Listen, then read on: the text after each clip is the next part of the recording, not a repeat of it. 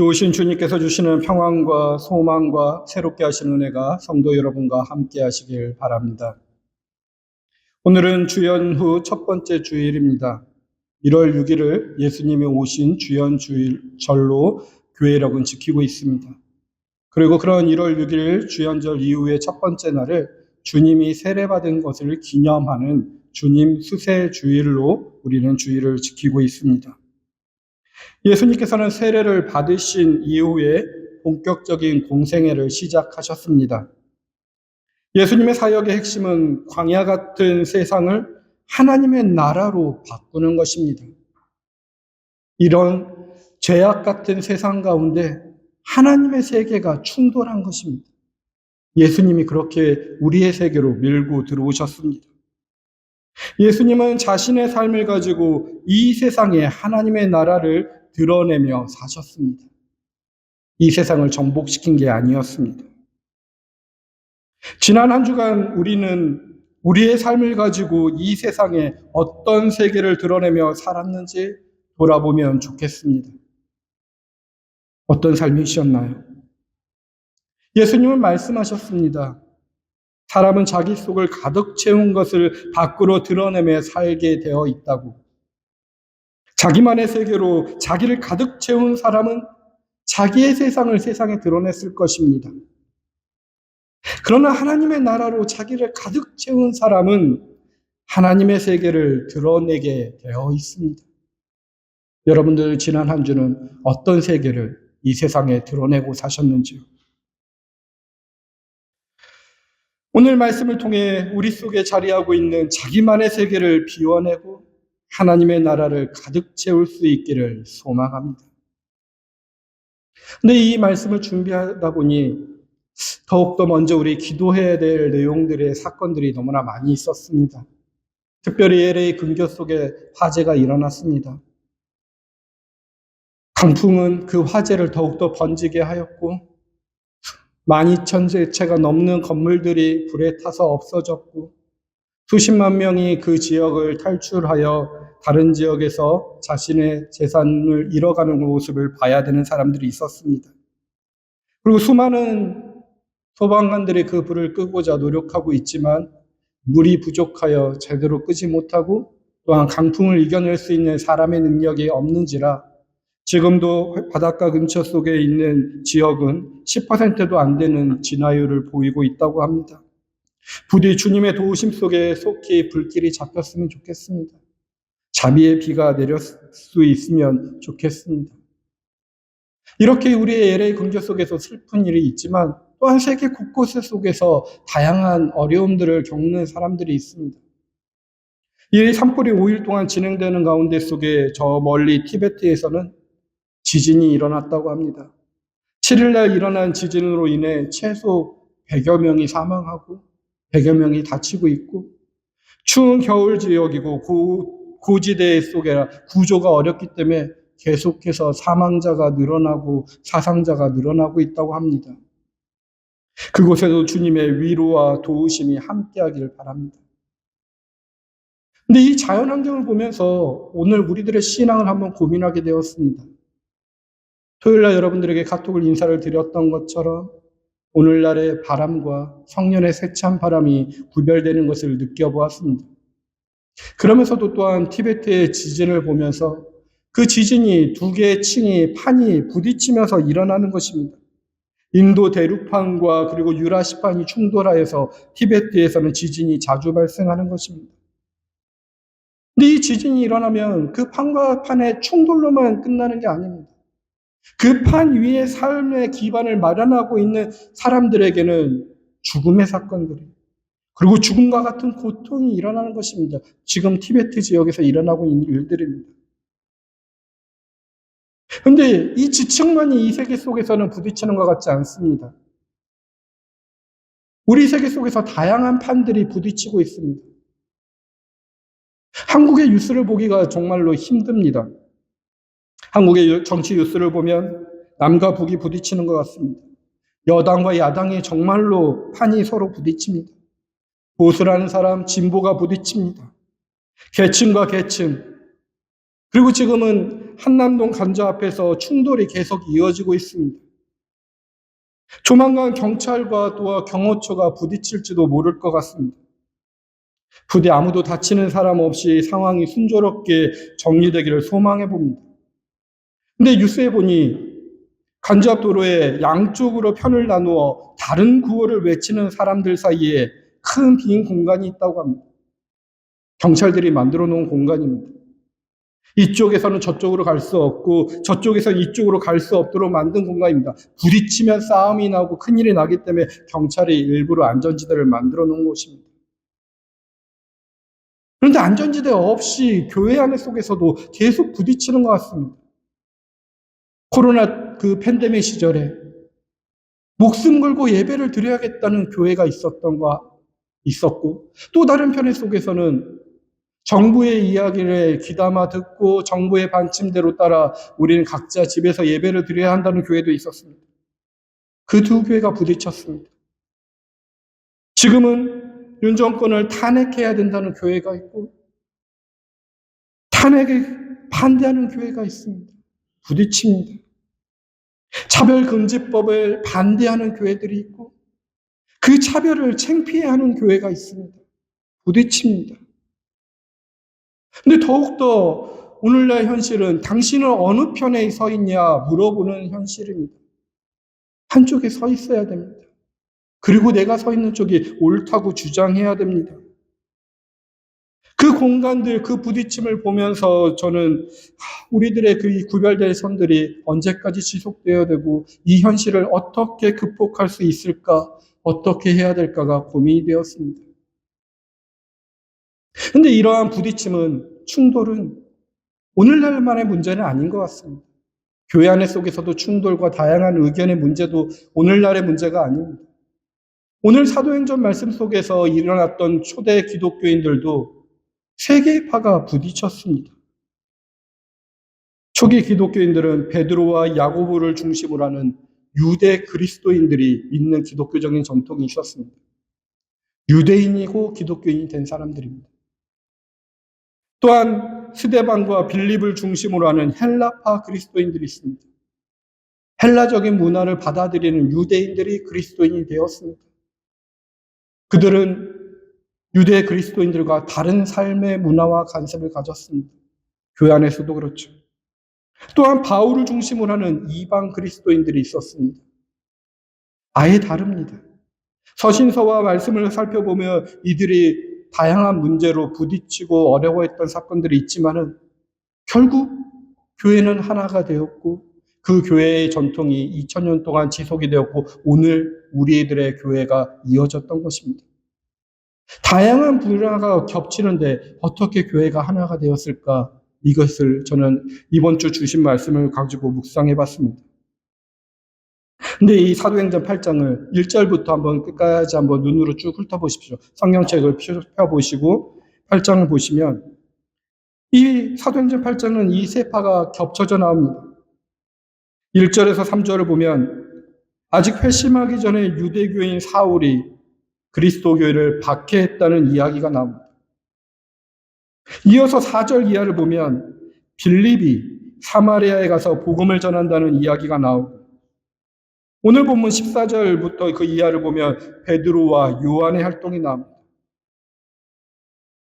근데 세월이 한참 흐른 뒤에 이 바울의 이방 그리스도인들이 주류가 되었고 이 세 파 모두가 바로 오늘의 그리스도교가 되었다라는 것입니다.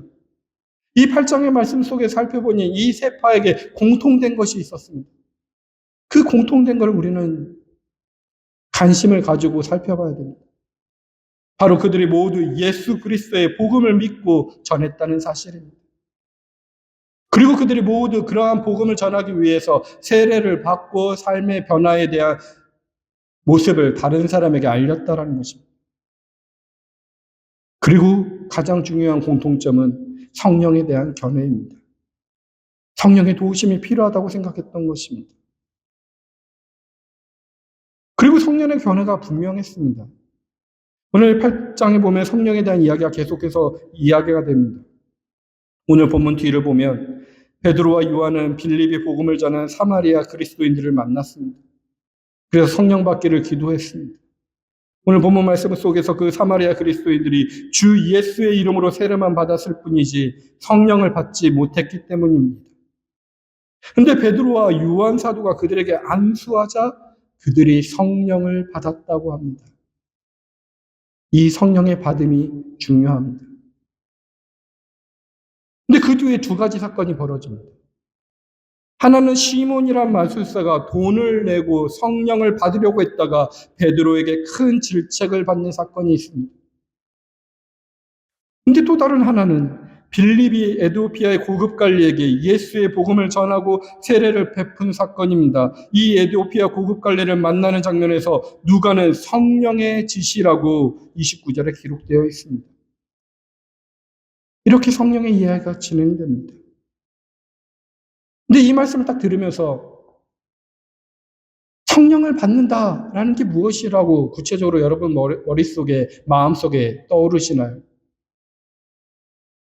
누군가가 나의 신앙을 물어보면서 성령을 받는다는 것은 무엇입니까? 물어보면 어떻게 설명하실 건가요? 많은 신앙인들이, 오늘날 신앙인들이 마술사 시몬이 가지려고 했던 것처럼 성령을 소유하고 성령을 무엇인가를 체험하는 것처럼 설명하려고 할 것입니다. 근데 오늘 본문은 성령 받음이 그것이 아니라고 우리에게 알려주고 있습니다. 이 지점을 묵상해 봐야 됩니다. 이것이 묵상돼야 오늘날 교회가 여러 가지 충돌하고 있는 가운데 속에서 우리들의 회복의 모습을 살펴볼 수 있습니다.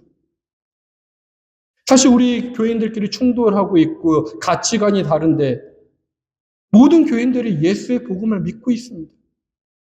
그 교인들이 다 세례를 받았습니다. 그리고 그 교인들이 다 성령을 받았다고 아멘이라고 외칩니다. 그런데 또 하나가 되지 못합니다. 다투고 있습니다. 왜 그럴까요? 혹시 잘못된 복음을 받아들이고 잘못된 예수의 복음을 말하고 있는 것은 아닐까요?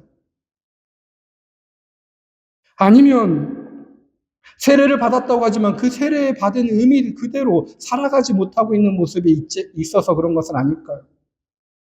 성령을 받았다고 표현했는데 잘못된 성령을 받고 있고 그 개념을 제대로 깨우치지 못하고 있기 때문에 그러지 않을까요? 이 사도행전에서 말하는 성령은 무엇일까요?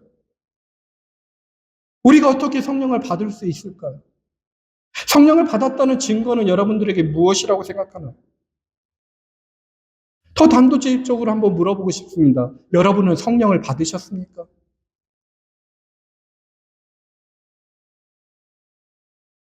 이번 한 주 이 말씀 앞에서 우리는 우리의 대답을 진솔하게 해보고 묵상해 봐야 됩니다.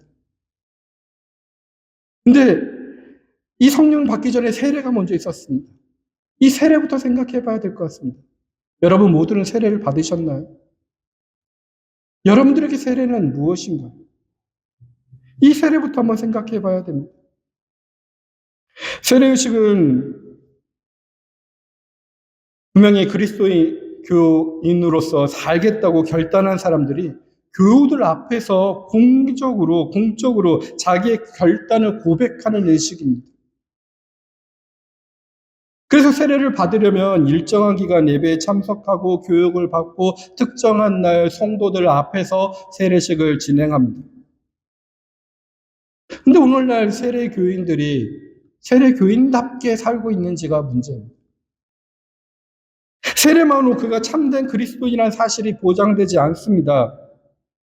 비유적으로 어디 산티아고의 그 순례길을 떠난다고 합니다. 출발 지점에 섰다고 도착을 하는 걸까요?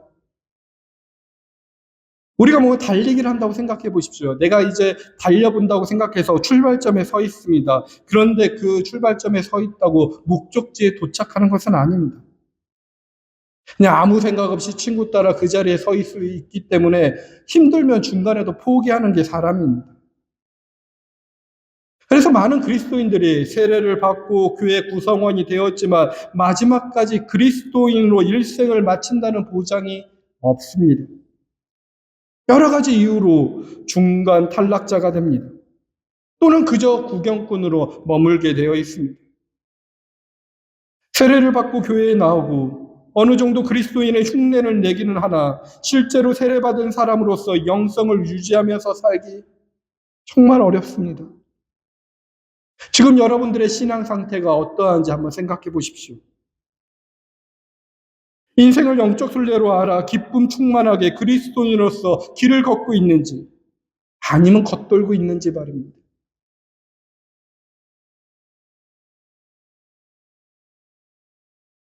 그리고 여러분들은 어떠한 세례를 받았는지, 예수 그리스도의 이름으로 물로 세례를 받았는지 아니면 세상의 가치관으로 세례를 받고 그 가치관으로 살아가고 있는지 고민해 봐야 됩니다.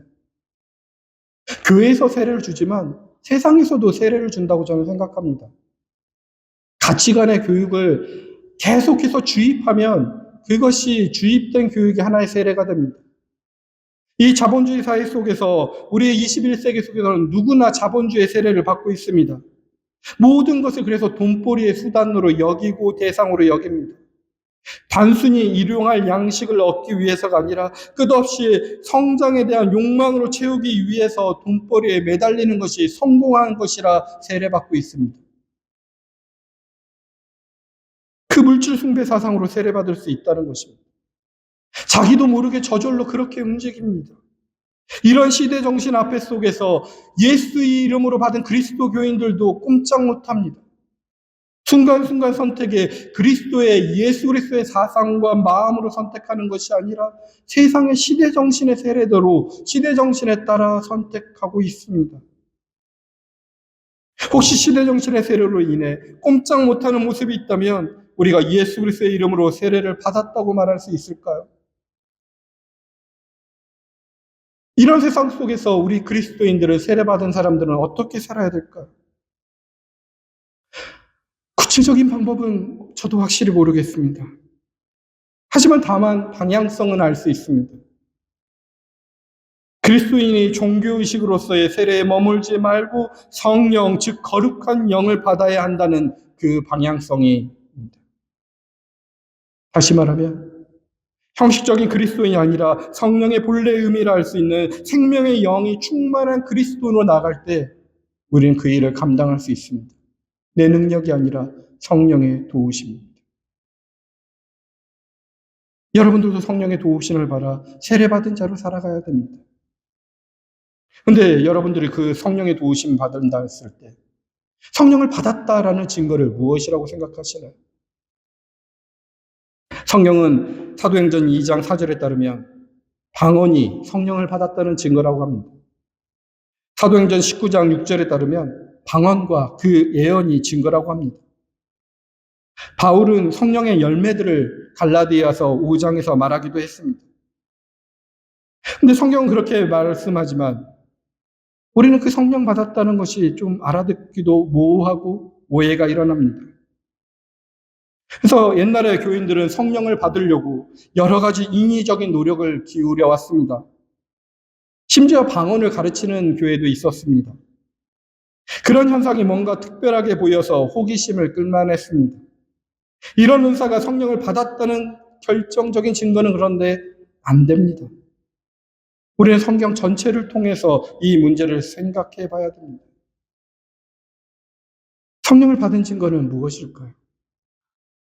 성령은 성경 전체 속에서 거룩한 영이라 표현하고 있고, 그래서 다른 말로 표현하면 생명의 영, 진리의 영, 창조의 영, 종말의 영이라 표현됩니다. 이런 이름으로 표현된 영을 받게 되면 그 이름에 걸맞는 것들이 우리 삶 속에서 드러나고 열매 맺게 된다는 것입니다. 이 죽음의 세계 속에서 생명의 영을 받게 되면 생명에 간신된 일들이, 거짓된 세상 가운데 속에서 진리의 영이 함께하며 진리를 따르는 그 능력이, 다 죽어가는 가운데 속에서 창조의 영이 함께 있을 때 새롭게 되고 변화되고 생명이 시작되는 일들이 일어날 수 있는 것입니다. 여러분 삶 속에서 그런 것이 느껴지시나요? 근데 잘 보이지가 않습니다. 영이란 단어 자체가 그렇습니다. 영은 그리스 언어로 푸뉴마라고 쓰입니다. 바람이라고 번역될 수 있죠. 바람이 눈에 보이지 않는 것처럼 영도 눈에 보이지 않습니다. 그런데도 강력한 힘으로 나타나기도 하고 사라지기도 합니다. 바람 정말로 무섭죠. 우리 화재 현장에서 봅니다. 근데 이 바람 어떻게 여러분 느끼시나요? 바람이 불지 않는 조용한 날에 어디 숲속을 한번 관찰해 보십시오. 한 구석에서 숲속에서 나뭇잎이 흔들리고 있다면 우리는 생각합니다. 아, 저 구석에 바람이 불고 있구나.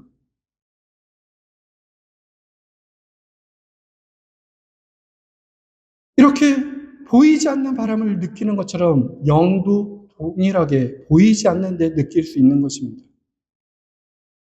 또 영에 대한 특별한 특징 한 가지가 우리가 소유할 수 없다라는 것입니다. 바람이 강하게 부는 날 바람을 소유하고자 해서 바람을 창고 안에 들어오게 해놓고 어느 문을 딱 닫아버리면 바람을 소유할 수 있을까요?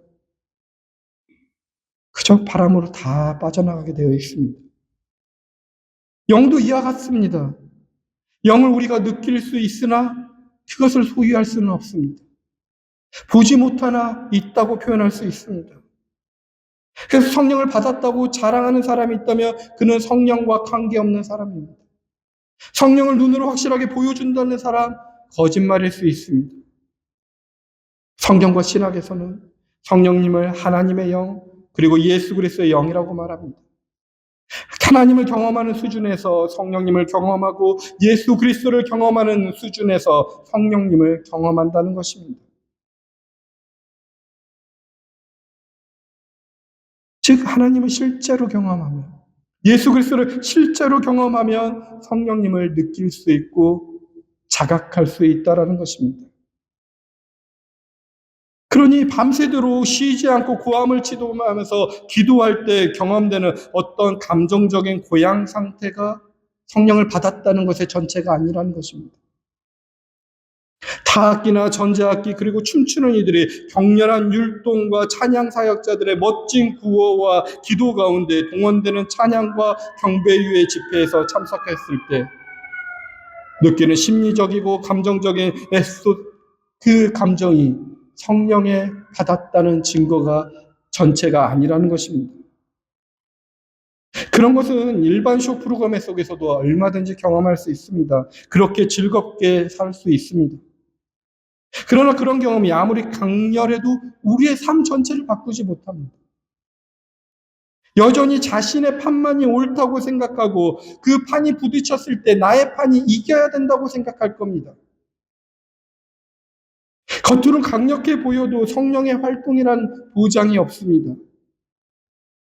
성령을 받았다는 말은 이런 점에서 위험합니다. 악한 영도 버젓이 활동하니까. 우리는 구별해야 됩니다.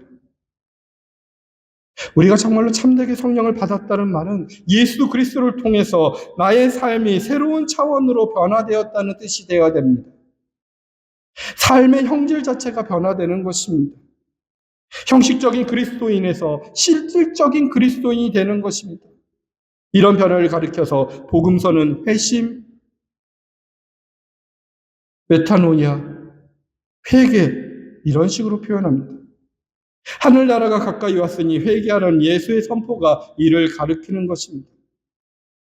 이런 변화가 필요합니다. 그런데 이런 변화를 실감하지 못할 수도 있습니다. 그리스도인들의 실제 삶 속에서 일반 사람들과 별 차이가 없어 보이기 때문입니다. 세상 사람들은 그리스도의 신앙을 공허한 것으로 여깁니다. 성령 경험을 통한 삶의 변화도 시험 점수를 매기듯이 수치로 확인할 수는 없습니다. 사랑을 수치로 매길 수 없는 것과 마찬가지입니다. 그래서 성령을 받으라고 성령 충만하라고 한 것입니다. 바람처럼 없기도 하고 있기도 한 성령을 통해서만 삶의 차원이 달라질 수 있는 사실을 알 수 있기 때문입니다. 성령을 받으십시오. 그럼 여러분들의 삶이 변화될 것입니다. 그러면 가장 중요한 문제가 변화되는 것입니다. 마태복음의 28장에 볼지어다 내가 세상 끝날까지 너희와 항상 함께 있으리라 표현합니다. 근데 여기서 세상 끝날 때는 것은 우주의 종말이 아니라 나의 개인적인 죽음 아니면 죽음과 같은 절망스러운 상황일 수도 있습니다. 성령을 정말로 받은 사람은 그러한 순간에 임마누엘 예수님께서 함께 한다는 사실을 더 든든하게 믿게 된다는 것입니다. 그런 삶의 변화가 일어나는 것입니다. 이 사실의 실천으로 들어가는 것이야말로 성령을 통한 참된 변화입니다. 여러분들에게 그런 변화가 있을까요? 그런데 그 변화가 없기 때문에 오늘 말씀은, 이 말씀을 듣는 우리들에게 성령을 받으라 말합니다. 성령을 받으라고. 내가 성령을 쟁취하고 성령을 획득하는 것이 아니라 하나님께서 이미 성령을 주셨으니 너희는 받기만 하면 된다는 것입니다. 능력 없는 우리들에게 성령님은 하나님께서 주실 수 있게 다 준비해 놓으셨다는 것입니다. 우리는 그것을 잘 판단해야 됩니다. 그런데 우리는 오판합니다. 세례를 받을 때도 오판합니다. 오늘 복음서에 있는 사람들은 예수 그리스도의 세례를 받아야 되는 것이 당연한 일입니다. 근데 누구에게 세례를 받고자 했나요? 세례 요한에게 받는 것이 더 좋을 거라고 착각합니다. 여러분들은 누구에게 세례를 받아야 되나요? 예수 그리스도에게 받아야 됩니다. 그런데 우리가 예수 그리스도를 발견하지 못하는 오판을 합니다. 오늘 예수 그리스도께서 세례 요한 앞에 나갔을 때 우리들 가운데, 사람들 한가운데 있었는데 아무도 그 예수님을 알아보지 못했습니다. 하지만 그들 군중 가운데 속에서 나오고 세례 요한의 세례를 받고 비둘기가 내려왔을 때 하나님의 아들이고 하나님의 음성을 들었을 때 그가 예수인지를 깨닫게 됩니다. 오늘도 그렇게 우리는 오판하고 있는 것은 아닐까요? 화려한 모습, 권위 있는 모습, 세상을 변할 것 같은 능력을 가진 인간 요한을 찾고 있고 그에게 세례를 받으려고 하고 있지 않을까요? 세상의 시대 정신의 세례를 받고 거기서 더욱더 성공하려고 하지 않고 그러한 모습을 갖고 있는 것은 아닐까요? 오늘 우리에게 예수님을 발견해야 됩니다. 우리의 예수님은 하찮고 연약한 사람들 한가운데 속에서 나오셨습니다. 나처럼 시련과 아픔 가운데 절망하는 사람들 가운데 속에서 걸어 나오고 있었습니다. 다양한 사람 두 판이 부딪히는 가운데 속에서 그들이 다투고 있는 현장 속에서 그 벽을 허물기 위해 자신의 몸을 내던지며 그 가운데 속에서 걸어 나오고 있는 예수님입니다. 우리는 그 예수 그리스도의 이름으로 세례를 받아야 됩니다. 그분을 따라야 됩니다. 근데 그분을 따를 능력이 없기 때문에, 그것을 알기 때문에 하나님께서는 오늘도 우리에게 성령님을 보내주십니다. 그리고 그 성령님의 도우심으로 오늘도 예수님이 들었던 그 동일한 음성을 우리에게 듣게 하십니다. 너는 나의 사랑하는 아들이라. 거기에 대한 자각이 있어야 됩니다. 너는 나의 소유라고, 너는 내 것이라고. 우리는 하나님의 소유된 자들입니다. 하나님의 기뻐하시는 존재라고, 내가 하나님이 기뻐하는 아들과 딸이라고 선언하십니다. 나는 하나님의 기뻐하는 아들과 딸입니다. 나는 세례받은 자입니다. 예수 그리스도 이름으로 세례받은 자입니다. 그 부르심에 어울릴 수 있는 삶을 살고 있지 못하지만 오늘도 성령님은 우리를 도우셔서 성령님을 받으라 말하며 우리를 돕고 계십니다. 우리는 성령의 사람들입니다. 이것을 자각하고 희망하십시오. 사랑하는 성도 여러분, 주님은 이렇게 우리 가운데 계십니다. 우리가 알아보지 못하지만, 우리가 예수 그리스도를 오판하여 세례 요한을 찾지만 예수님은 우리와 함께 계십니다. 그 예수님의 세례를 받고도 그 세례받은 자처럼 살지 못하지만 성령님은 오늘도 우리를 도우십니다. 그러면서 너는 내 사랑하는 아들이라 내가 너를 기뻐하노라 하며 하나님의 음성을 듣게 하십니다. 이 음성에 순종하여 온통 염려와 불안과 실망과 불신이 가득한 죄와 죽음의 세계 속에서 빛으로 살아가는 그리스도인, 생명의 영과 함께 생명의 일을 힘쓰고 생명의 씨앗을 심는 성령의 사람으로 살아가는 저와 여러분이 되길 주님의 이름으로 축원드립니다. 살아계신 하나님 아버지, 이 땅의 기초를 놓으시기 전부터 우리를 향한 선한 계획을 세우시고 너는 내 것이라 선택하시고 우리를 자녀 삼아 주신 하나님, 보혜사 성령님을 보내시어 우리 곁에서 우리를 도우시는 하나님, 경량의 세상을 살아가지만 강을 건널 때에도 불 속을 걸어가도 지켜주시는 하나님께서 우리를 지켜주심을 믿고 담대하게 살아가게 하여 주시옵소서. 우리에게 주신 오늘을 성령님과 함께 힘차게 살아가게 하옵시고 생명의 영이신과 함께 생명을 살리는 일, 생명의 씨앗을 뿌리는 일에 힘쓰는 성령의 사람들이 되게 하여 주시옵소서. 예수님의 이름으로 기도합니다. 아멘.